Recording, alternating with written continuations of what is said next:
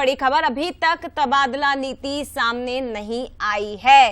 कर्मचारियों के तबादले के लिए सिर्फ सितंबर का महीना शेष बचा हुआ है। अक्टूबर से तबादले नहीं होंगे और ये बहुत महत्वपूर्ण खबर है। 29 अक्टूबर को मतदाता सूची के प्रारूप का प्रकाशन होगा। अक्टूबर से अफसर और कर्मचारियों के तबादले नहीं होंगे, तबादलों पर प्रतिबंध फिर से लग जाएगा। 29 अक्टूबर को मतदाता सूची के प्रारूप का प्रकाशन होगा, फिर मतदाता सूची के पुनर्निरीक्षण का कार्य शुरू होगा। तो पुनर्निरीक्षण कार्य में लगे कर्मचारियों का तबादला नहीं होगा। ये इस वक्त की बड़ी खबर है। चलिए, हमारे साथ इस वक्त एग्जीक्यूटिव एडिटर मनोज सैनी जी इस वक्त लाइव जुड़ गए हैं। मनोज जी, क्या वजह बताई जा रही है कि प्रतिबंध हटाने को लेकर निर्णय नहीं हो पा रहा है, नीति अभी तक नहीं लाई गई है? क्योंकि तमाम जो कर्मचारी अधिकारी वो बहुत उम्मीदें लगाकर बैठे थे और अभी ये बताया जा रहा है कि केवल सितंबर का महीना शेष, अक्टूबर से फिर प्रतिबंध लग जाएगा।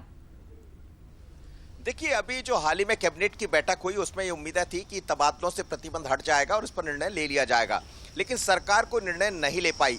उसके पीछे जो वजह नजर आ रही है, मुख्यमंत्री भी नहीं चाहते कि बहुत ज़्यादा मात्रा में तबादले हों और कुल मिलाकर यदि तबादलों का जो मौका भी मिलेगा तो 15 से 20 दिन का ही मिलेगा। उसी बीच में जितने भी तबादले होना सितंबर माह में, क्योंकि अक्टूबर से भारत निर्वाचन आयोग ने पुनरीक्षण, मतदाता पुनरीक्षण सूची के लिए प्रोग्राम घोषित कर दिया है और उसको यदि हम देखें, जैसा आप 29 अगस्त से बता रही थी, इस प्रोग्राम की शुरुआत हो जाएगी। लेकिन इसके अलावा नवंबर दिसंबर तक, दरअसल जनवरी 2025 में पुनरीक्षण का काम पूरा हो जाना चाहिए और जो नई मतदाता सूची है वो सामने आ जाएंगे। इसके बीच में दावे आपत्ति नवंबर में दिखाई देंगे और ये जो बड़ा कार्यक्रम है भारत निर्वाचन आयोग का है, यदि इसमें ट्रांसफर करना भी है तो पहले निर्वाचन आयोग, भारत निर्वाचन आयोग से कहीं ना कहीं अनुमति लेना पड़ेगी। इसलिए ट्रांसफर अक्टूबर में तो नहीं हो सकेंगे क्योंकि 29 अक्टूबर से इसकी तरफ काम होना है और इसीलिए सरकार ये चाह रही है कि उससे पहले जो भी तबादले हैं वो कर दिए जाए। पर क्यों नहीं हो पा रहे, तो इसके पीछे वजह साफ है कि सरकार नहीं चाहती है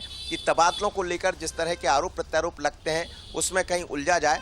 बहुत कम मात्रा में तबादले होंगे, लेकिन वरिष्ठ अफसर, जैसे कल भी हमने देखा कि 12 IAS अफसरों के ट्रांसफर हुए, उससे पहले भी 10-12 IAS अफसरों की सूची आई थी। तो ये सब होता रहेगा, जहां जो जरूरत है उसके काम से होता रहेगा, लेकिन तबादलों से प्रतिबंध कब हटेगा? हजारों कर्मचारी ऐसे जिनको उम्मीदें हैं, कई तो ऐसे हैं जिन्हें वास्तव में ट्रांसफर होना ही है। कुछ शादी के मसले होते हैं, विवाह हो जाता है तो लड़कियों को उस क्षेत्र में जाना होता है जहां उनके पति पदस्थ हैं। 3 साल से कम जहां जो रहे हैं उनके ट्रांसफर नहीं होंगे और बहुत संभावना है कि 2-4 दिन में तबादला की जो नई नीति है अगली कैबिनेट में वो सामने आ जाएगी।